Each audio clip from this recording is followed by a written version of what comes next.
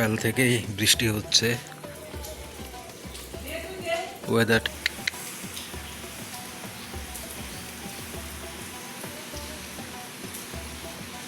Good morning. কাল থেকেই বৃষ্টি হচ্ছে। এখন বাজছে 12টার কাছাকাছি। নাস্তা করে ফেলেছি আজকে। ফোনে চার্জ ছিল না, ভিডিও করতে পারিনি।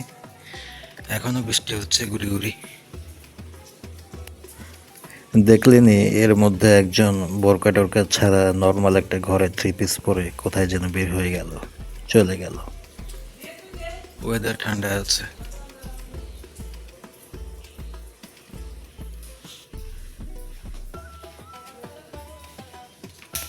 যাওয়ার আগে এই দুটা তরকারি দিয়ে গেছে দুপুরে খাওয়ার জন্য। এখানে আছে কাল রাতের রান্না করা বাসি ডাল আর মাছের তরকারি। সম্ভবত এটা একটু হালকা পাতলা করে ভুনা করেছে।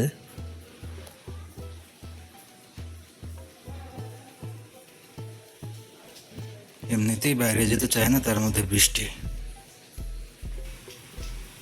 বৃষ্টিতে গাছের পাতাগুলো পরিষ্কার হয়, দেখতে ভালো লাগে, ঝকঝকে মনে হয়।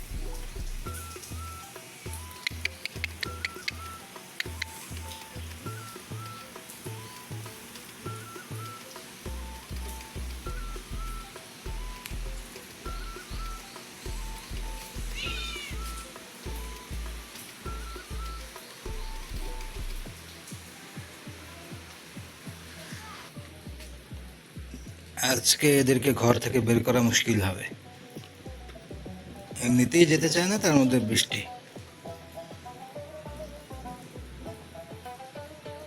ওই যে খাটের নিচে যাওয়ার ধান্দা খালি। তুমি বাইরে কেন?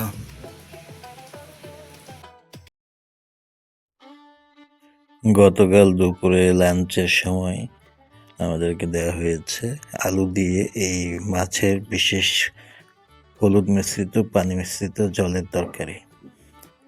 তো এখানে আমরা আবার ভাজা মাছ ছাড়া খাই না, খুব বাধ্য হয়ে ঠেলায় পড়ে মাছটাকে সামান্য একটু ভাজতে হয়, অনেক কষ্ট হয় তাতে। আমরা জানি মাঝে মাঝে এমনও করে যে না ভেজেও দিয়ে দেয়, তখন আমরা মাছ খাই না। তো এই ধরনের ক্ষেত্রে আমাদেরকে এটা হচ্ছে বাধ্যতামূলক, মাছটাকে যে কোনোভাবেই ভাজতে হয়। আমি একটু সামনাসামনি আজকে দেখানোর চেষ্টা করছি ওর ঝোলের চেহারাটা। দেখাই যাচ্ছে আমি যে একটু একটু করে ঢাললাম উপর থেকে, ঝোলগুলো কিভাবে পড়ছে, মনে হচ্ছে যে একেবারে পানি ঢালা হচ্ছে উপর থেকে।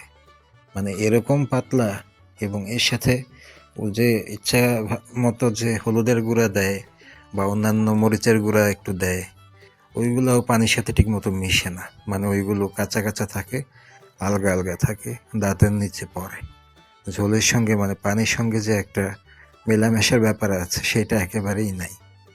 আর ভাত আমরা কখনোই মোটামুটি মানে ঠান্ডা বা নর্মাল খেতে পারি না, মানে চুলা থেকে নামিয়েই দিতে হয়।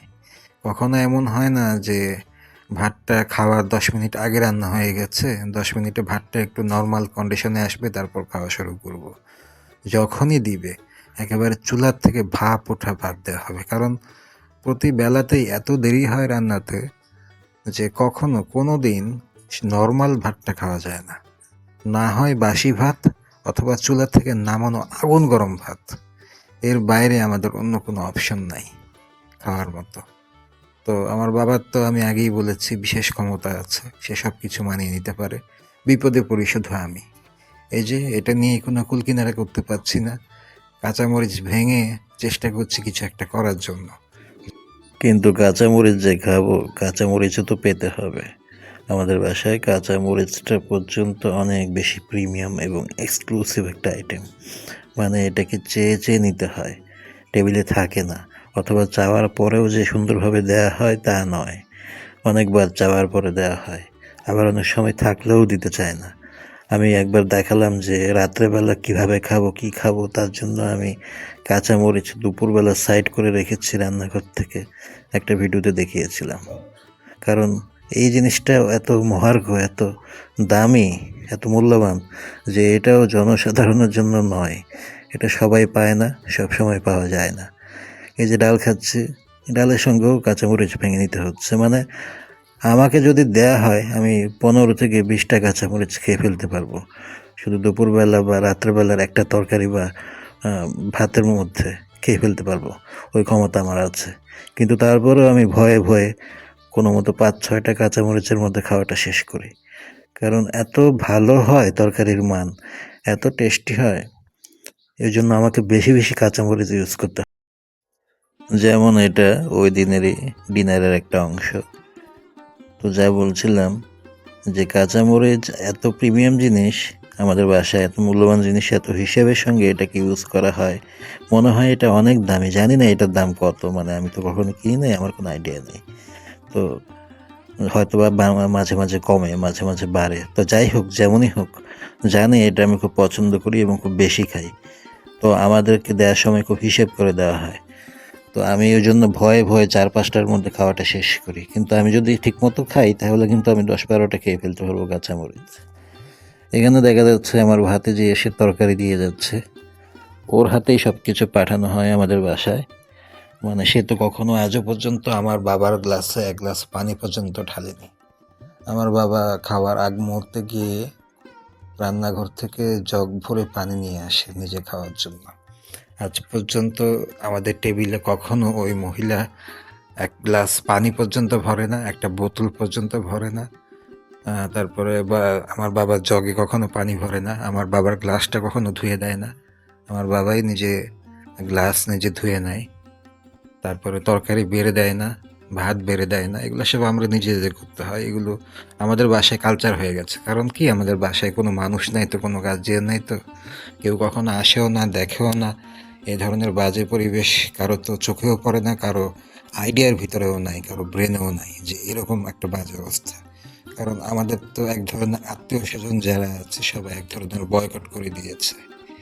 মানে আমরা এক ধরনের বিচ্ছিন্ন হয়ে গেছি। এই বাজে মহিলার কারণেই সব কিছু হয়েছে। এই বাজে মহিলাকে পাঠানোর কারণেই আমাদের ফ্যামিলির আজকে এই ডাউনফল, এটা আমি আগেও বলেছি। এমনকি যারা পাঠিয়েছে, যাদের জন্য এই মহিলা আমাদের বাসায় টিকিট পেয়েছে, তারাই এখন আমাদেরকে বয়কট করে দিয়েছে। এখন তারাই আমাদের কাছে আসে না। আব্বু নামাজ পড়ছে, ওই মহিলা গিয়েছে বাইরে, দুপুরের খাবারের ব্যবস্থা করতে হবে।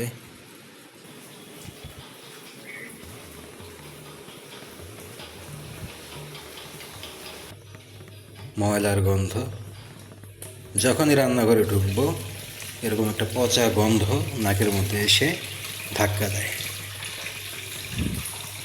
মানে যে কত দিনের কত কিছু জমানো আছে, কত কিছু, তার কোনো ঠিক নাই।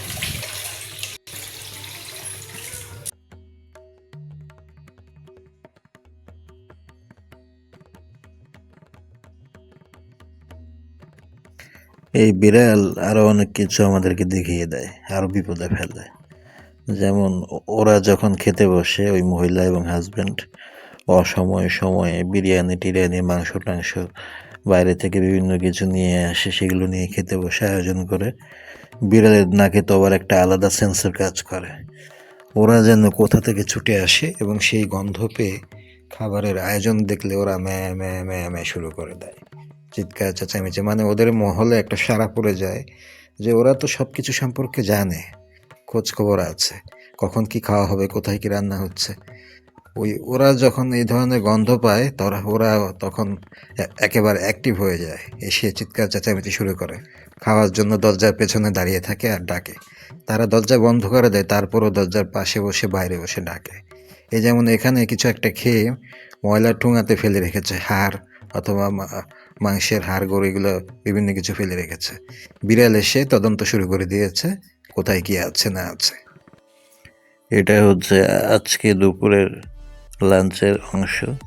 ওই যে বললাম সকালবেলা একটা 3 পিস পরে, ঘরে পরা 3 পিস পরে বের হয়ে গেল, কাউকে কিছু না বলে, বৃষ্টির মধ্যে কোথায় গিয়েছে জানি না।